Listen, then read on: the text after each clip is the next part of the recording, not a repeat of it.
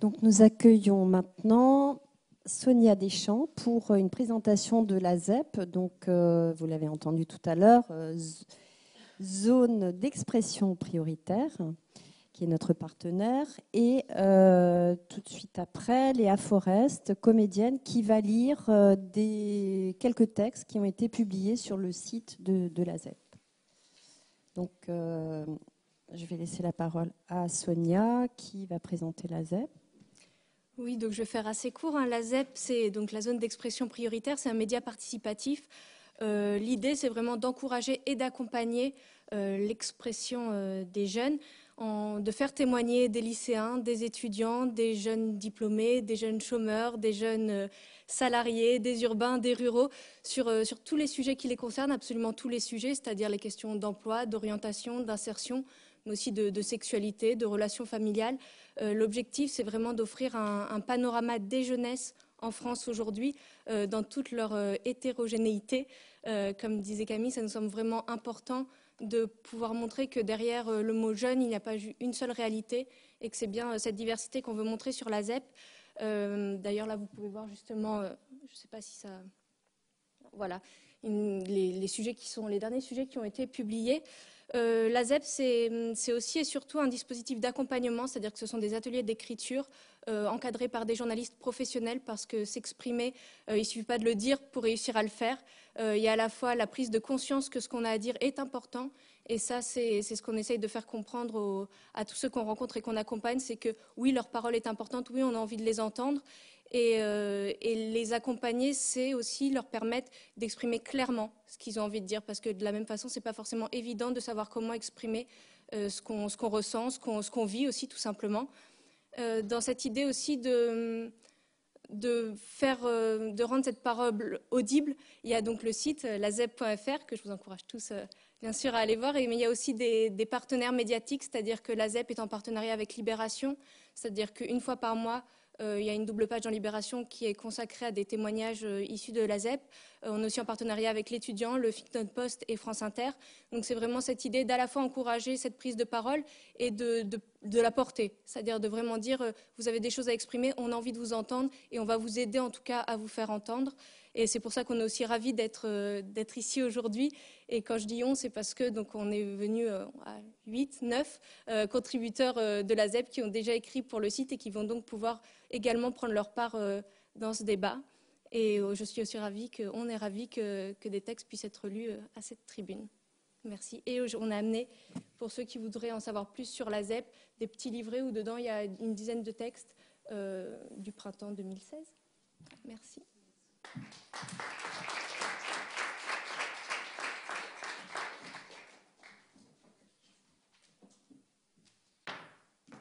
Bonjour.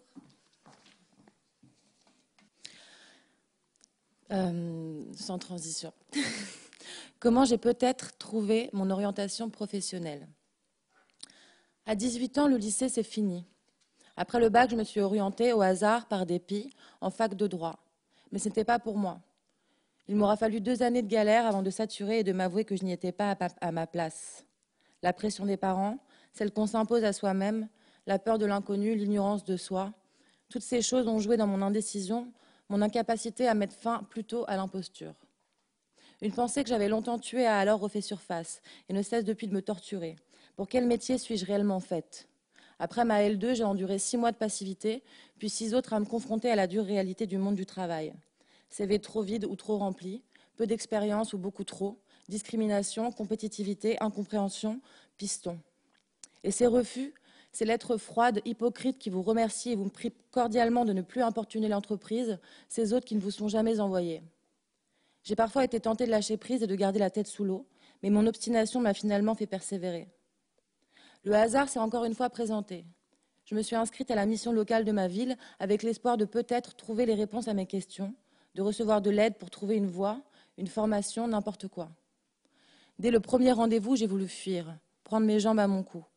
Installée bien devant, à la vue de tous, j'ai cherché pendant une bonne dizaine de minutes le moyen de me faufiler en toute discrétion hors de la salle. L'atelier orientation a, comme son nom l'indique, pour but de nous aider à définir un objet et à l'atteindre. Cette première heure n'était qu'une petite introduction durant laquelle nous devions tous nous présenter un à un. J'ai vu les autres participants arriver un à un. Tous semblaient aussi dépités et égarés que moi. Et au bout de la 20e minute, une fille a pris la parole en réponse à la conversation qui se tenait et à laquelle je n'avais pas été attentive. Ces mots m'ont tout de suite interpellée, car ils semblaient sortir de moi. J'ai eu soudain l'impression de m'entendre parler. L'indécision, l'égarement, la révolte, la révoltait, la dévorait elle aussi, et tous les autres présents. J'ai ensuite pensé l'espace d'un instant que peut-être bien que j'étais à ma place ici. Alors je n'ai pas fui. Je n'ai pas pris mes jambes à mon cou, mais je suis simplement devenue attentive à ce que ces gens avaient à dire, ces gens qui exprimaient parfaitement ce que je ressens. Je reste aujourd'hui présente avec l'espoir que peut-être je sortirai de cette expérience moins déroutée, avec un projet professionnel concret. Meriem, 20 ans, Essonne. Je suis désolée, j'ai pas assez de lumière en fait. Voilà, comme ça c'est mieux.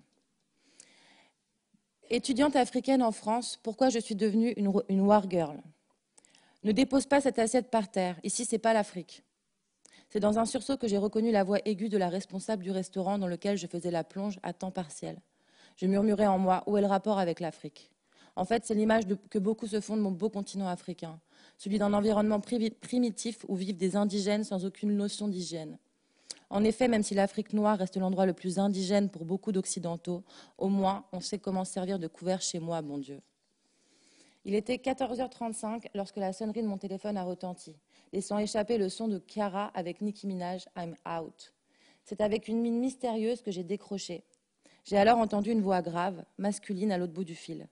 Mon interlocuteur, se présentant comme consul à l'ambassade de France, m'encourageait à passer à l'ambassade récupérer mon passeport avec le visa français d'études.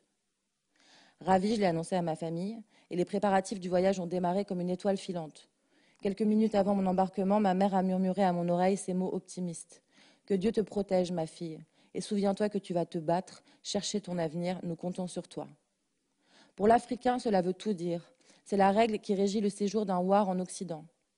En croisant son regard inquiet et en entendant ces mots optimistes, comme si elle égrenait des chiffres de loto, j'ai compris l'essence même de la responsabilité familiale. Indirectement, la situation m'avait assigné le rôle de mère de ma mère et de mon petit frère. Ça, c'est la situation que traversent de nombreux Africains ici. Ne les jugez pas. Les étudiants étrangers en général, et africains en particulier, trouvent plus rapidement des jobs qui requièrent de gros efforts physiques comme la plonge, la manutention dans les restaurants, que des emplois plus valorisés comme caissiers, vendeurs ou encore des postes de supervision. Là, il faut avoir l'appui de relations, ce que nous n'avons généralement pas, nous, war people. J'expose ceci en partant de mes expériences de war girl en France.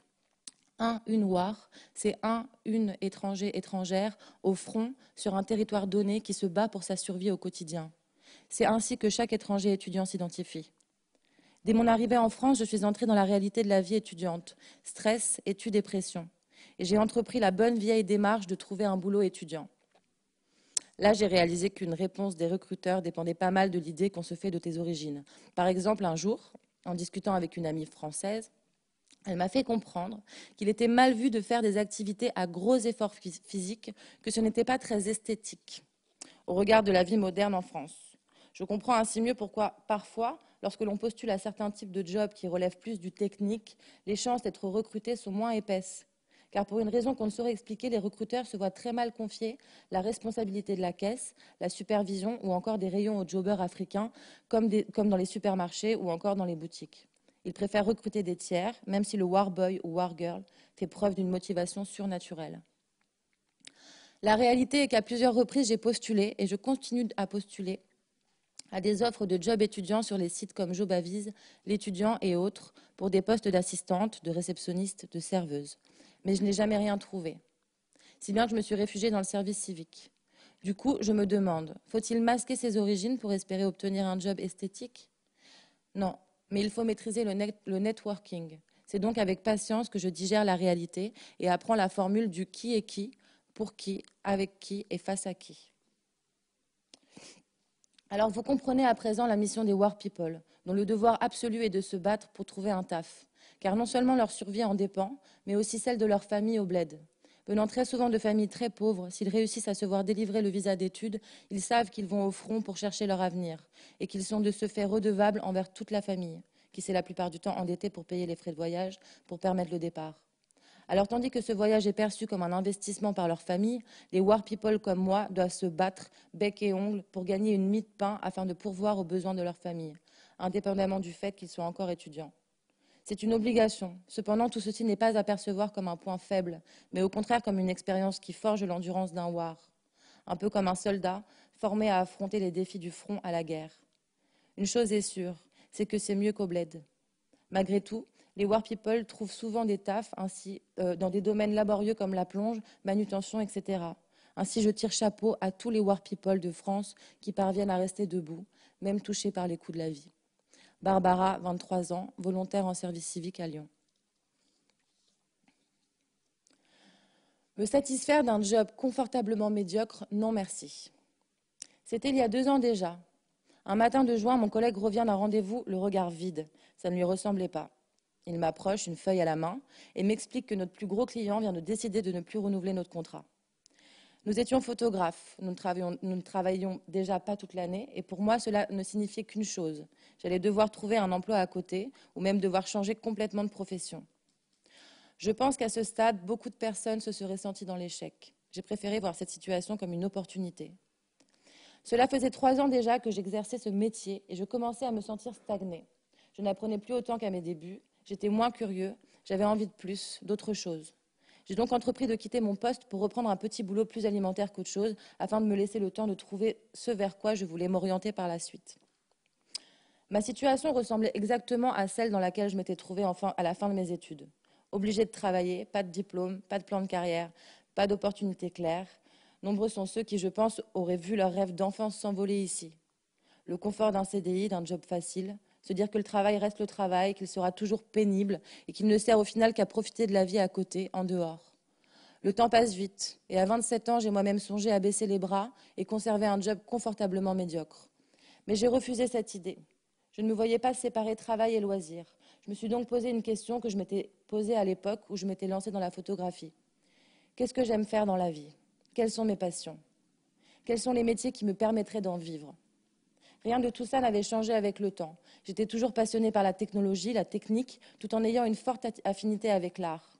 La photographie m'avait attirée car elle mêlait habilement les deux. Le tout restait de trouver un domaine qui pouvait faire de même. Après plusieurs idées rapidement mises de côté, principalement dues au fait qu'elles étaient probablement trop proches de mes expériences passées, je me suis un jour rappelée de l'existence de la programmation. C'était un domaine qui m'avait toujours intéressée, mais qui, dans le temps, me semblait inaccessible. Soit les écoles n'étaient pas intéressées par mon profil, soit elles étaient hors de prix, quand ce n'était pas les deux. Mais après une recherche un peu plus approfondie, j'ai trouvé des établissements qui cherchaient justement à donner une chance aux personnes dans ma situation. Et c'est finalement Simplon qui m'a ouvert ses portes. Me voilà donc lancée dans une nouvelle aventure, dans un domaine qui m'est encore inconnu, mais qui regorge de connaissances et de compétences à maîtriser. Toujours rester curieux, toujours avoir envie d'en apprendre plus, avoir soif de connaissances, peu importe la diversification. Voilà comment je vois mon plan de carrière.